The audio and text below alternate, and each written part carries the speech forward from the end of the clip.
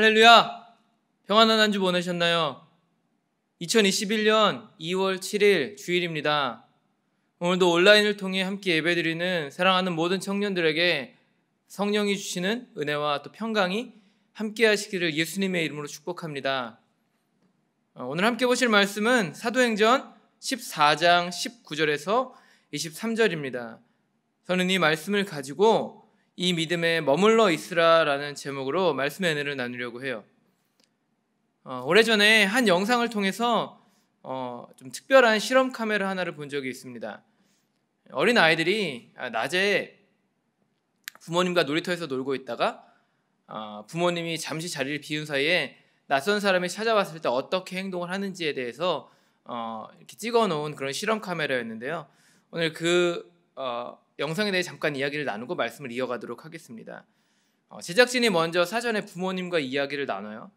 그리고 부모님이 이제 놀이터에서 자신의 아이와 함께 재밌게 이제 시간을 보냅니다. 그러다가 부모님이 잠깐 자리를 비우시죠. 그러면서 이제 아이에게 낯선 사람이 와도 아무데도 가지 말라라고 이제 이야기를 하고 이제 자리를 비우세요.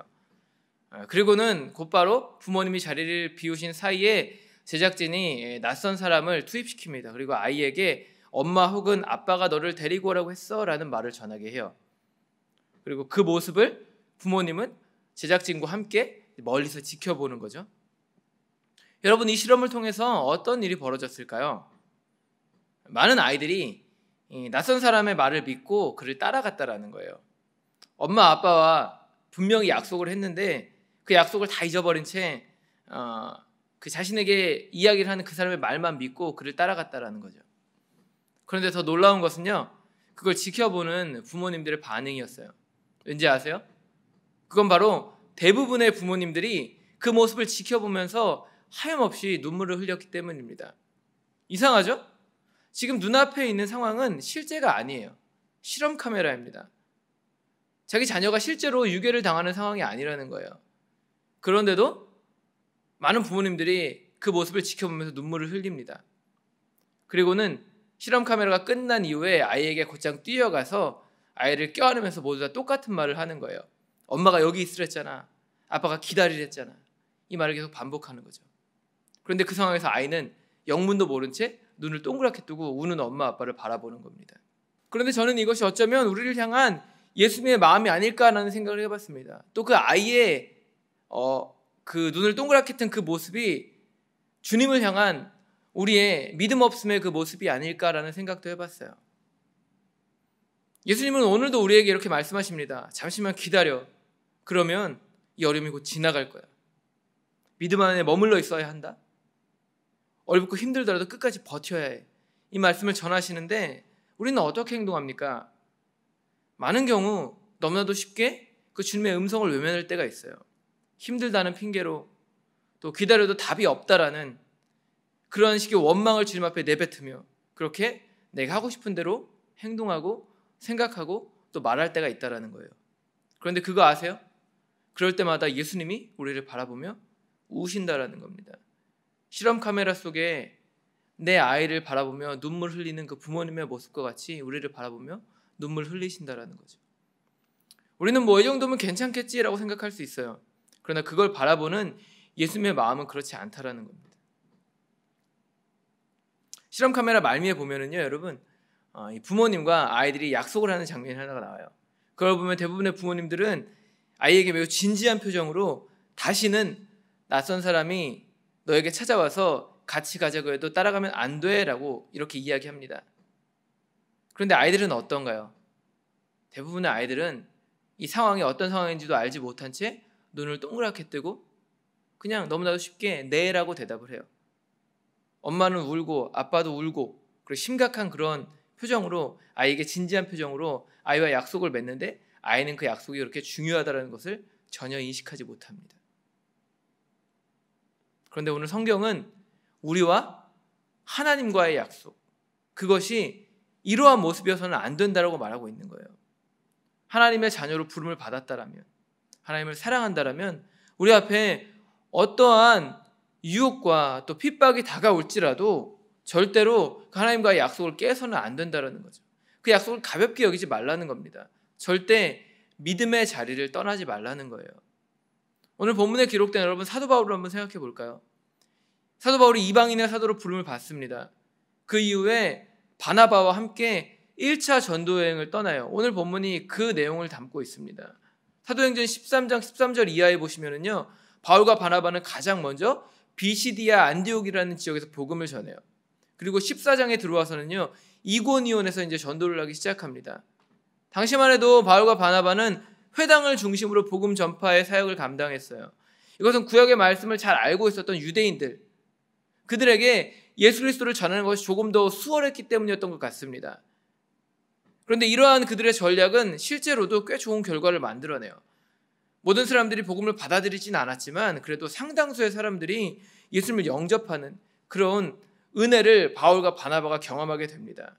그런데 이 과정 속에서 문제가 하나 생기죠. 그게 뭡니까? 당시 유대인들의 거룩한 삶과 말씀에 감명을 받았던 이방인들, 소위 God fearer라고 불리는 사람들이 있었어요. 이방인 부자들이죠. 이 사람들이 바울과 바나바의 전도를 통해서 그들이 회심하는 일이 일어나기 시작했다는 겁니다. 그런데 중요한 것은요, 그 중 상당수가 회당에 많은 헌금, 후원금을 내는 자들이었다는 거예요. 다시 말해 그들이 회당 중심의 예배를 드렸던 유대인 종교 지도자들에게 있어서 매우 중요한 사람들이었다는 겁니다. 여러분, 그런데 이러한 상황 속에서 그들이 유대인의 회당이 아닌 바울과 바나바를 따르게 되었다고 생각해 보세요.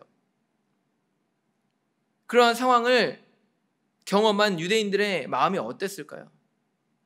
매우 불쾌했을 거예요. 화가 나고 짜증이 났을 겁니다.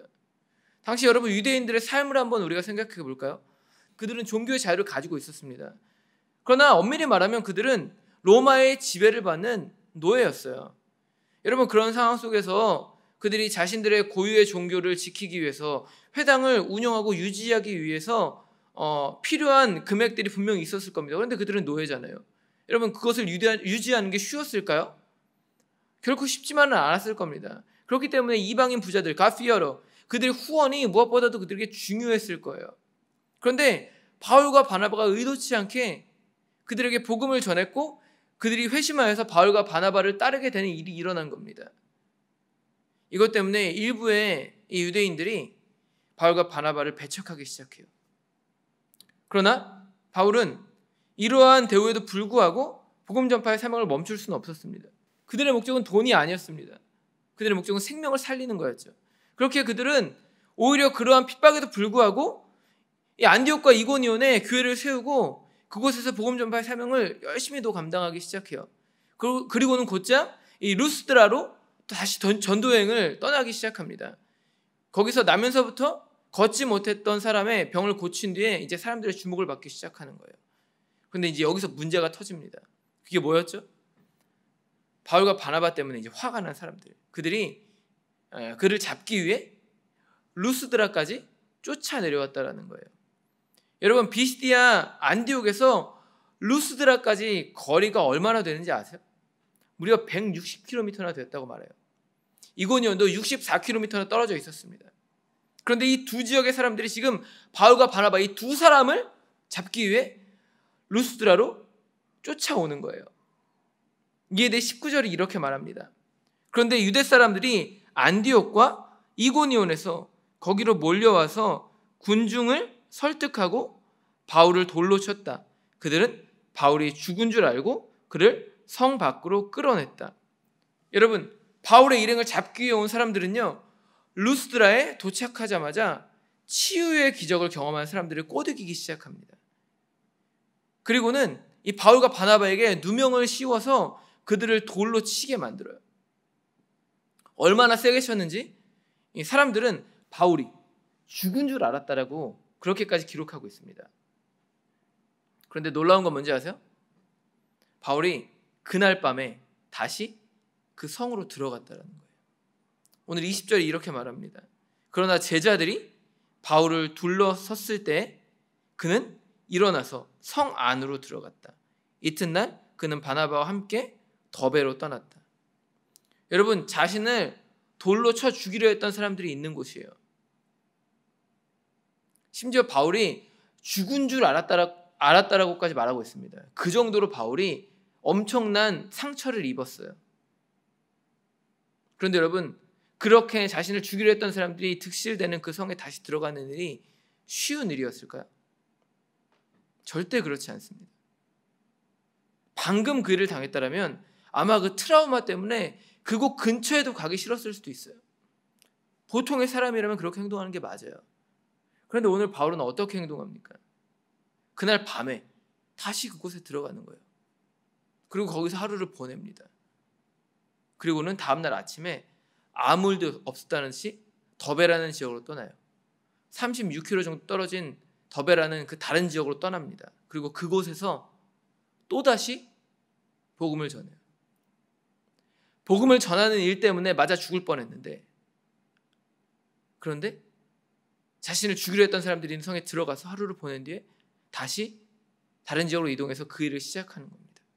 아무 일도 없었다는 듯이 자신에게 맡겨진 일을 성실하게 해내는 거예요. 여러분, 그런데 진짜 놀라운 건 이게 아니에요. 여기서 끝이 아닙니다. 바울의 다음 일정을 여러분 보세요. 바울은 지금까지 지나왔던 여정을 다시 거꾸로 올라가요. 21절을 보시면 본문은 그가 그 성에서 복음을 전하며 많은 제자를 얻은 뒤에 루스드라와 이고니온과 안디옥으로 되돌아갔다라고 말합니다. 여러분, 무슨 말인가요? 더베에서 열심히 복음을 전하고 그곳에 열매를 얻은 뒤에 그가 걸어왔던 길, 그러니까 루스드라를 거쳐서 이고니온을 지나 안디옥으로 다시 되돌아갔다라는 거예요. 그런데 이 세 지역에 여러분 공통점이 있어요. 이 세 지역이 모두 바울을 돌로 친 자들이 있었던 곳이었다라는 거예요. 그런데 바울이 그곳을 피해 다른 곳으로 돌아가지 않는 거예요. 그 이유가 무엇이었을까요? 바로 거기에 교회가 있었기 때문이에요. 사랑하는 그리스도의 제자들이 있었기 때문에, 그들에게 복음을 전해야 했기 때문에, 그들을 만나야 했기 때문에, 바울에게 맡겨진 사명이 그것이었기 때문에 바울이 그곳으로 들어가는 겁니다. 바울이 거기서 어떤 일을 합니까? 22절은요, 바울과 바나바가 거기서 제자들의 마음을 굳세게 했다라고 말합니다. 믿음을 지켜라, 믿음 안에 머물러 있으라라고 권면했다라는 거예요. 그러면서 다가오는 고난을 피하지 말고 견디고 또 견뎌야 한다라고 그들에게 말합니다. 여러분, 그런데 저는 이 모습이 마치 부활하신 예수님이 하신 말씀처럼 느껴졌어요. 마태복음 26장 32절을 보세요. 예수님이 십자가에 달리시기 직전에 제자들에게 이렇게 말씀하십니다. 그러나 내가 살아난 뒤에 너희보다 먼저 갈릴리로 갈 것이다. 여러분, 이 당시만 해도 예수님의 제자들은요, 이제 예수님이 죽을 날이 얼마 남지 않았다는 것을 직감하고 있었어요. 그래서 그 날을 기다리며 움츠러든 채 두려워 떨고 있었습니다. 그런데 예수님이 오늘 어떤 말씀을 하십니까? 내가 이제 죽을 거야라고 말씀하세요? 아니요, 그 말씀하지 않으세요. 죽음에 대해 이야기하지 않으십니다. 오히려 예수님은 부활을 얘기하시는 거예요. 내가 살아난 뒤에 너희보다 먼저 갈릴리로 갈 것이다. 여러분, 실제 어떤 일이 일어나죠? 예수님 부활하신 이후에 갈릴리로 가셔서 시리에 빠진 제자들을 만나십니다. 그래서 그들의 연약함을 위로하시고 그들의 믿음을 굳세게 해주세요. 그런데 지금 바울이 그것과 똑같은 모습을 보여주고 있는 거예요. 여러분, 성에 있었던 사람들의 마음이 어땠을까요? 돌에 맞아 상처투성이가 된 바울을 봅니다. 그런데 바울이 그들에게 믿음에 굳건하게 서라라고 말하는 거예요. 그 말을 들으며 그들이 어떤 반응을 보이셨을 것 같습니까? 아마 다들 엉엉 울었을 겁니다. 부활하신 예수님을 만난 제자들처럼 목 놓아 울었을 것이 분명해요. 그런데 그것은 절대로 그들의 연약함을 드러내는 눈물이 아니었습니다. 그것은 은혜의 결과였으며 믿음의 결단이었어요. 그런데 오늘 예수님이 우리에게 이와 동일한 믿음의 결단을 요구하시는 거예요. 여러분, 요한계시록 5장 6절에 보니까 예수님이 죽임당하신 어린 양의 모습으로 나타나고 계십니다. 십자가 달린 그 모습 그대로 우리 가운데 나타나시는 거예요. 그래서 우리 곁에 오셔서 말씀하시는 겁니다. 이 믿음 안에 머물러 있으라. 여러분, 고난 가운데 있을 때 믿음을 지킨다는 것은 정말로 어려운 일인 것 같아요. 이번 한 주간에 일어났던 참 많은 일들이 있습니다. 제 삶에도 예기치 않게 일어났던 일들. 그 일들을 경험하며 낙심이 되었던 순간들이 있었어요. 지금도 그러한 마음들이 저를 휘감고 있습니다.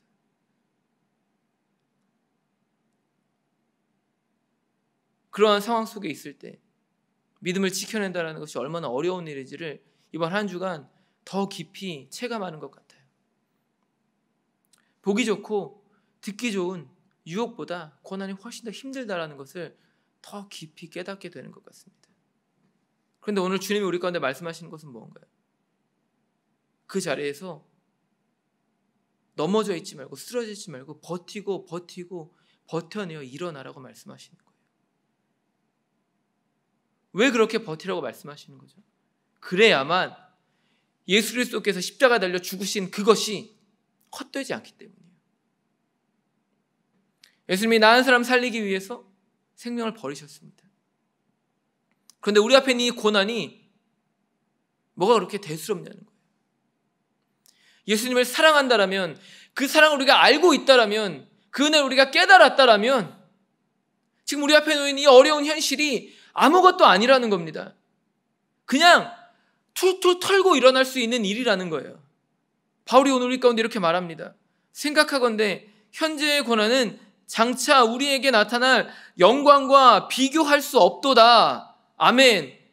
우리 앞에 있는 이 고난의 현실, 이 답답한 현실, 우리를 묶고 있는 이 어려운 현실이 장차 주님께서 우리 가운데 나타내실 그 영광과 비교조차 할 수 없다라는 겁니다.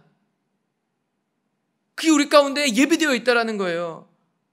여러분, 그런데 중요한 것은 그 영광이 우리가 만들어내는 것이 아니라는 거예요.